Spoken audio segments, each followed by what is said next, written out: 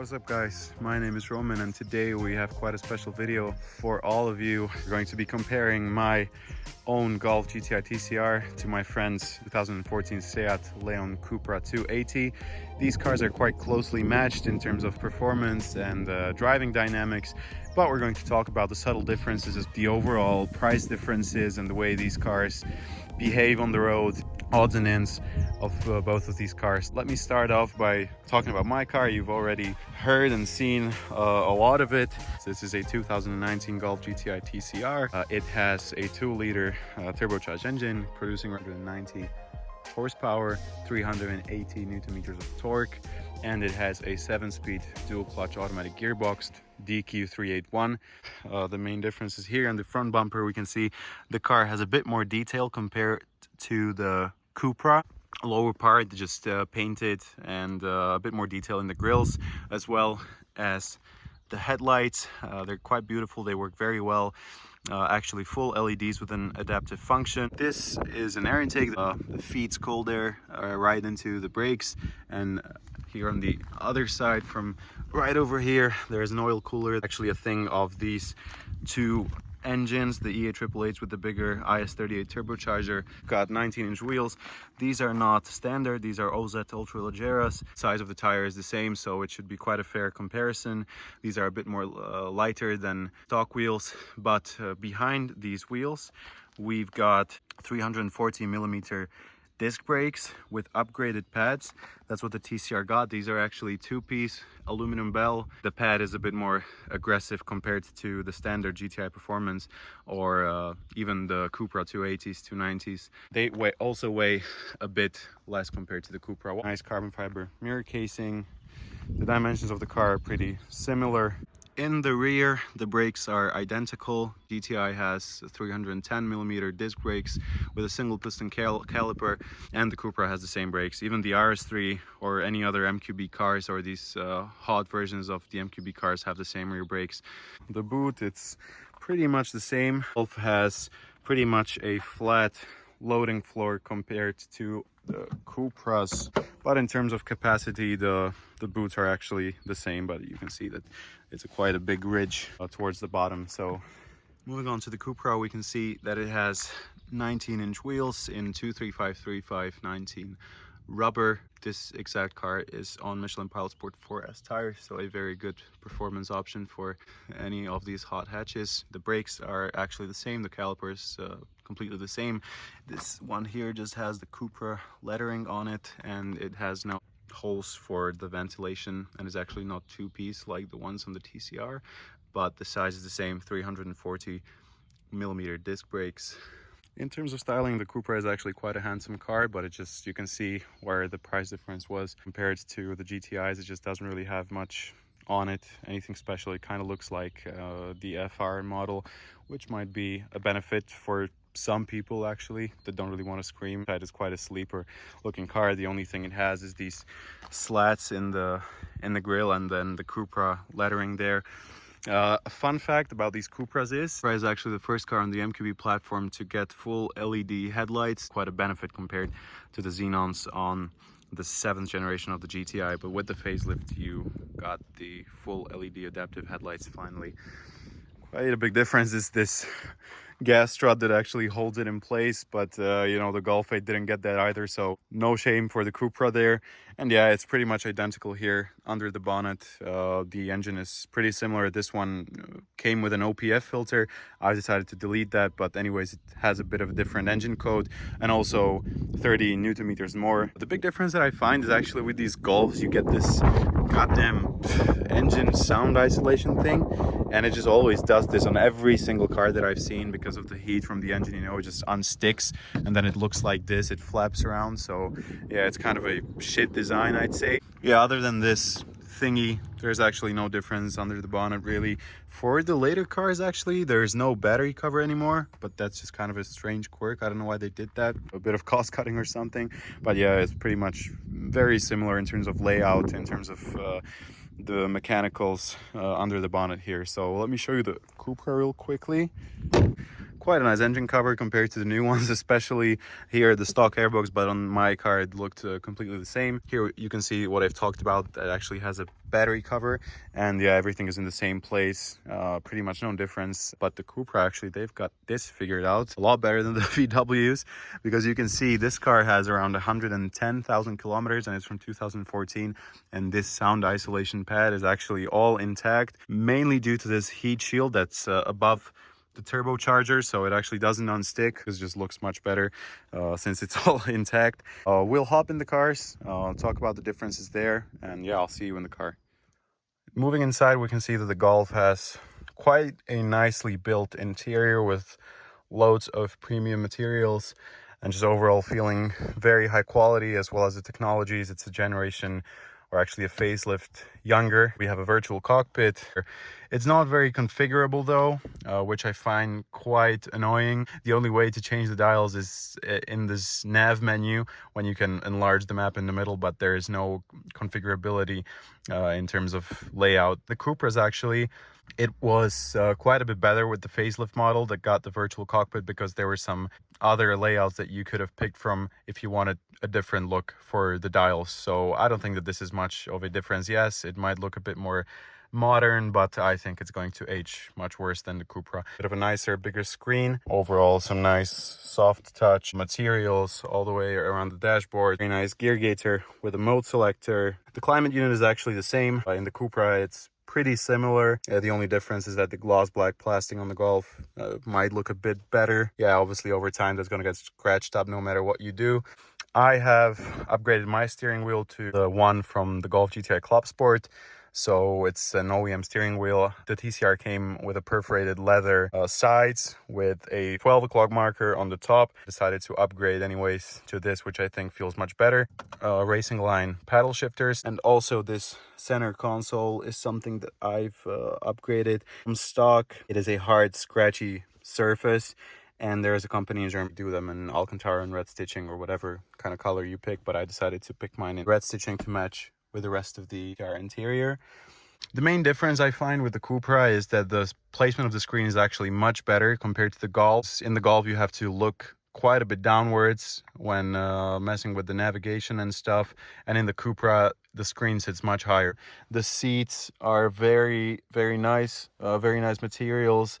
I think they're quite similar to the Cupra in terms of looks and the bolstering on the sides. Driving position, pretty much identical. No differences there, really.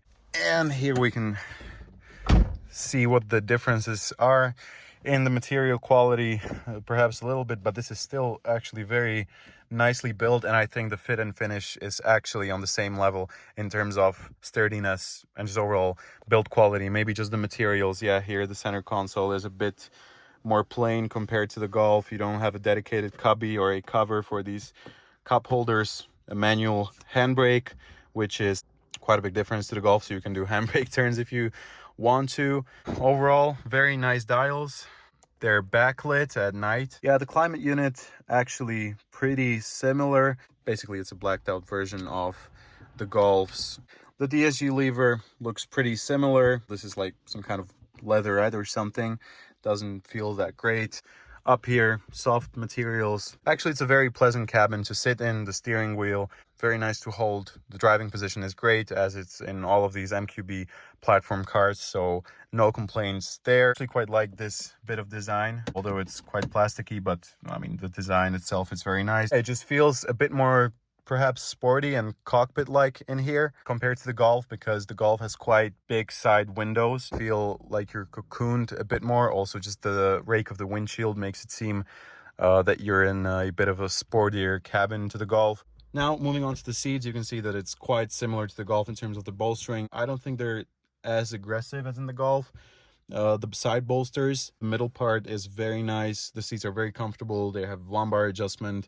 And just the material, you know, the Alcantara centers just really help. You know, you don't sweat in summer as much, and it's nice and warm in the winter, so very good material.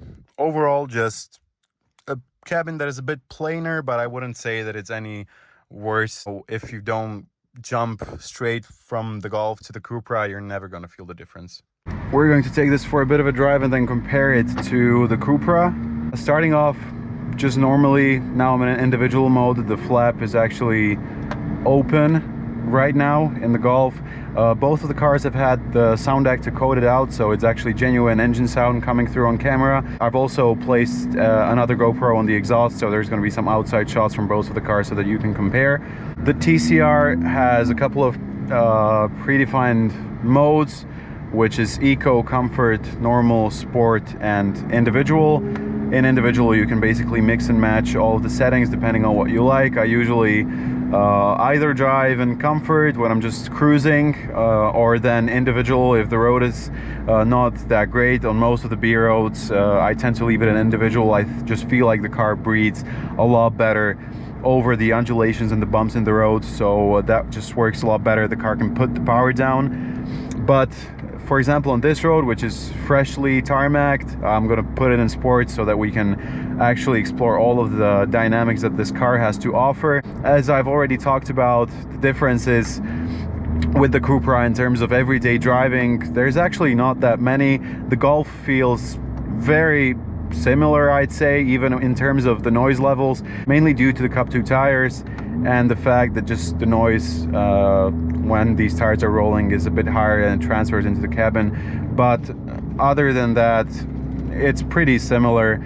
You know, the steering in the Golf is light, the suspension is quite compliant in its comfort setting, but overall the TCR is just a bit of a stiffer car, and you can feel that over sharp bumps in the road, where the Cupra just feels a bit softer sprung, I'd say. The TCR is a bit more up on its toes most of the time, and the Cupra can just relax even a bit more compared to the Golf. The facelift generation of the Golf GTI, or the TCRs, they came with a 7-speed dual clutch transmission, or the DQ381, which makes quite a lot of difference, as I feel like this transmission is a step up from the previous DQ250 that can be found in the Cupra. The shifts are a bit faster, it's smoother, and also it has an extra gear, so when you're cruising on the highway, it's just quite a more pleasant experience, as the revs are quite a bit lower in this 7-speed transmission. It feels a bit more premium, you're cushioned in much nicer premium feeling materials, but overall the Cupra doesn't feel any worse in terms of build quality, or mostly the fit. The finish obviously in the Golf is a bit nicer. Soon we're going to get to the bottom of this road, and then we're going to take it uphill and actually talk about the performance. Yeah, this car just has a bit more of a premium feeling compared to the Cupra, that's all. It just has a bit more luxuries, a bit more niceties, I'd say. The buttons feel a bit better, you've got a bit more tech, the virtual cockpit, the screen is a bit nicer, a bit more responsive. But I mean, yeah, other than that, there's really no differences in terms of everyday driving. Right now we're going to go uphill and push the cars a little bit, and I'm going to talk about the dynamics of the Golf, and then in the Cupra we're going to talk about how it compares. We're hopefully going to come to a conclusion which is going to be satisfactory for all of you. So all right, let's go for it.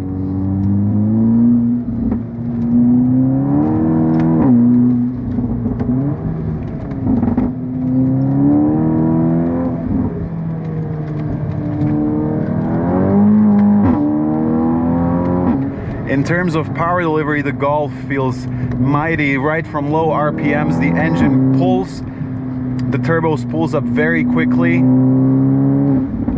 and it pulls all the way to the red line. These are the characteristics of the IS38 2-liter engines. In terms of steering, it is willing to rotate into the corner. It actually feels very neutral and very balanced. There is hardly any understeer in it, even if you push it. It's very hard to get to the limits on the Cup 2 tires on the road.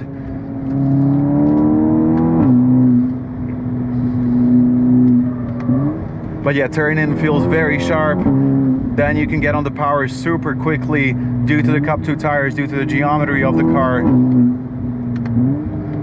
The exhaust sounds phenomenal as well.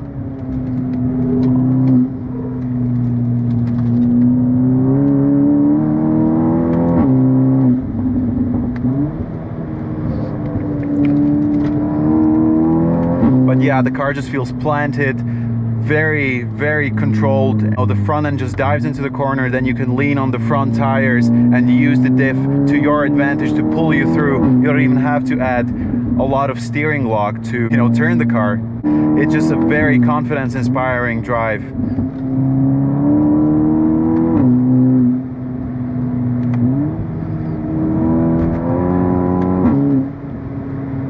Yeah, and you can just lean on those cup twos.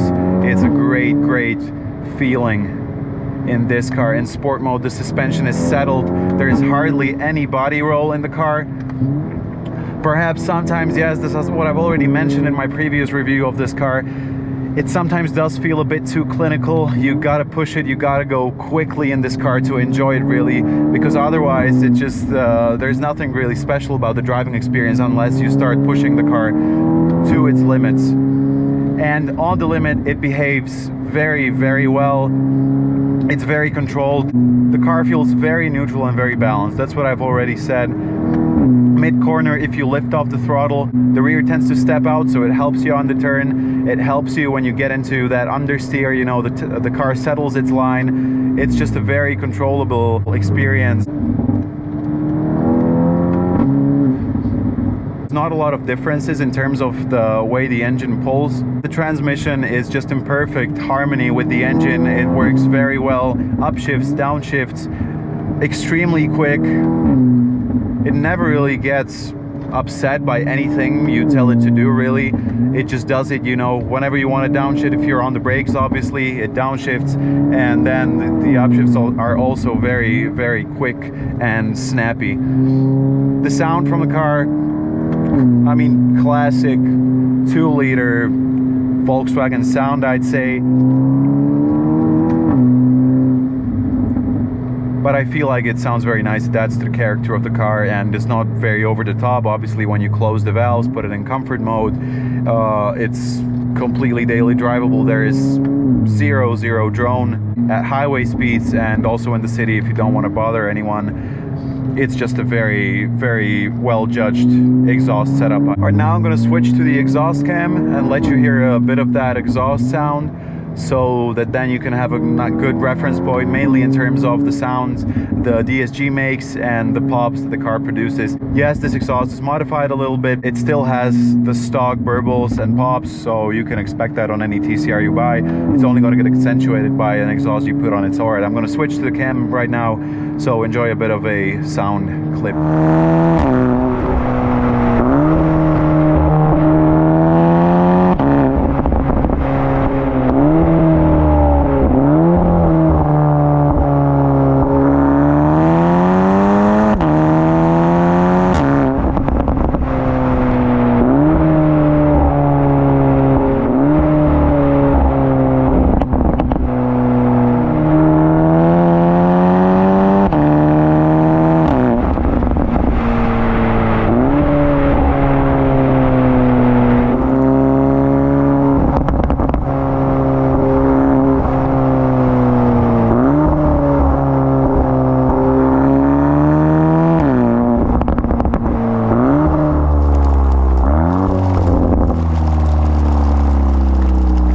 So now we are in the Cupra.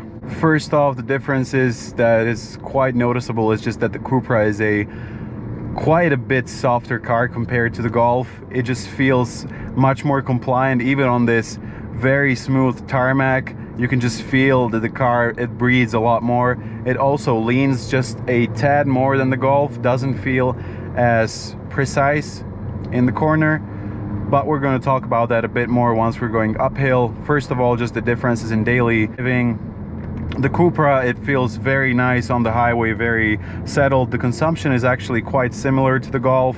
The main drawback of the Cupra is the 6-speed transmission, which just isn't as nice as the 7-speed in the Golf.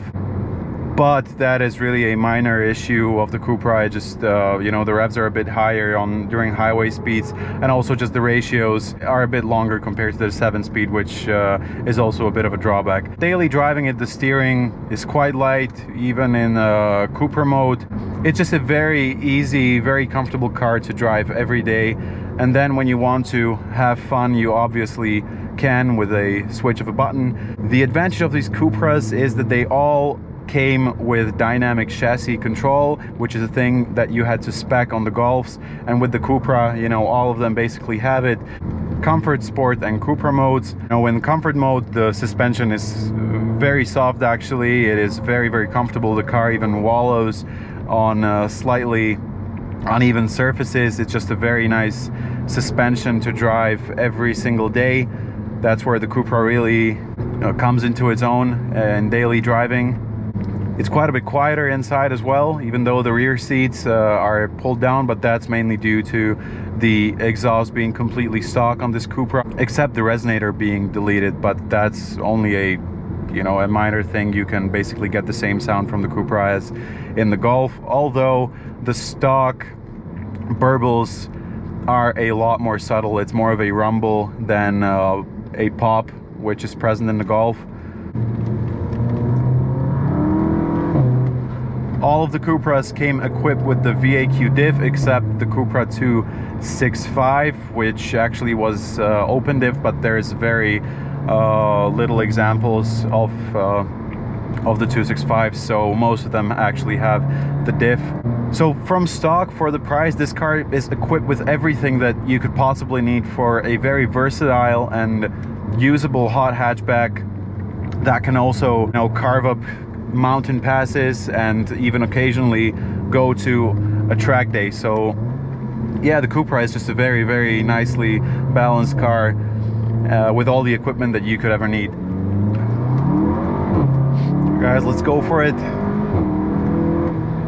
Immediately, the engine doesn't pull nearly as hard as the one in the Golf.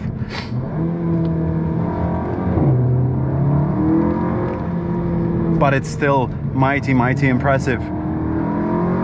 Very strong mid-range, and it pulls right into the red line. It is a very, very quick and capable car. Compared to the Golf, you feel a bit more body lean in the corners. The front end is just not nearly as precise and sharp as the Golf. But you can still lean on the front end and then get pulled inside by that VAQ differential, which works very, very well. The thing with the Cupra is that it's actually set up for a bit less fun than the TCR. The TCR is much more adjustable and a much more playful chassis, mainly due to the stiffness, the stiffer springs, and just the geometry setup being a bit different on the Golf. The Cupra just feels like it's on rails the entire time, which for some people might be great. It's just very hard to unsettle this car, and even if you try to, you can't really get the back end sliding out unless it's slippery outside, but on dry surface it mainly tends to understeer on the limit, so there is not as much adjustability in the chassis compared to the Golf. But still, I mean, it's a very precise car. You can feel what's going on underneath it. You can feel the grip of the front tires. It's a very, very capable hot hatch.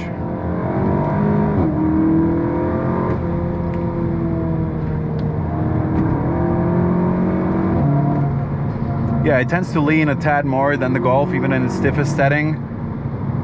But that really isn't that much of an issue. It's still very, very fast and you can demolish roads. The power is great. The transmission, actually, when you're being aggressive, it shifts very quickly. There is very little difference in the downshifts and the upshifts. Yes, the DQ381 is perhaps a little bit faster, but it's nothing that you should be worried about.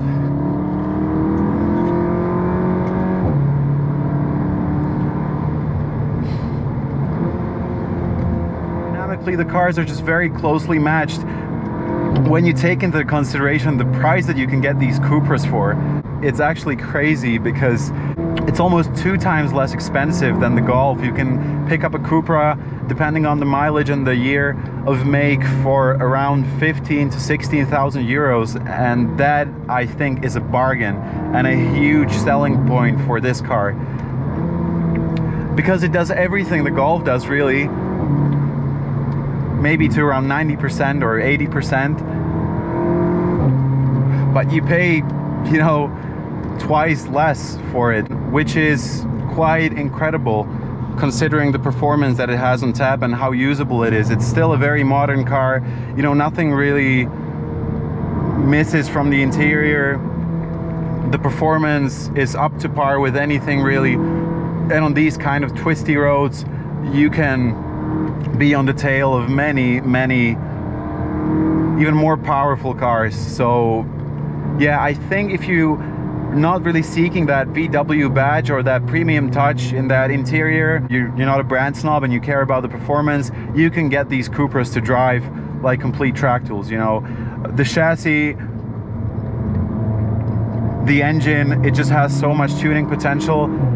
And if you were to spend the difference that these two cars cost on the Cupra, so around 15,000 euros, I mean, the performance that you'd be able to extract from this car, from this chassis and the engine, it'll be, I mean, unreal. You could make it into a complete track tool or just drive it around the Nürburgring. You know, it's a very capable car. So yeah, just to sum up, a few sound clips from the outside, and then we're just gonna park up the cars. What do I think is the better car and why you should get one or the other? So enjoy a few sound clips from the Cupra and see you in a few seconds.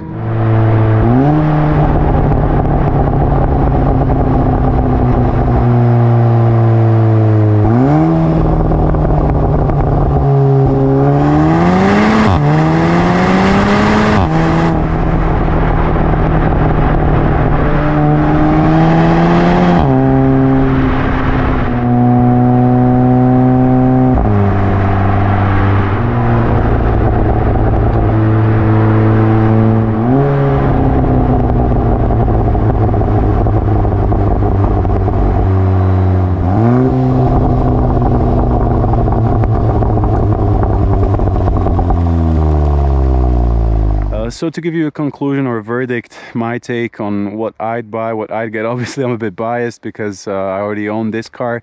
But if I were to be someone that doesn't really have a car yet and wanted to get into a hot hatch for a reasonable price, obviously the winner of the test would have to be the Cupra. Just in terms of the price, it's just so much less expensive compared to the Golf, and that's why it really wins in my head, because for 15,000 euros compared to the 30,000 euros that you can get these cars for, there's really not enough of a difference in the Golf compared to the Cupra. Yes, you get the fancy VW badge and a bit of a nicer interior, obviously a bit of a newer car, but if you're someone that's really after performance, then get the Cupra, spend the money left over from the purchase on some modifications, and you can make the car much better driving even than the TCR. But yeah, obviously in this form, not taking into consideration the price, the TCR is a much sharper machine, much sharper driving, much sharper steering, just a better feeling, more stable car. Yeah, the differences are minor. Yeah, that would be it for me, guys. I hope you enjoyed the test, and see you some other time.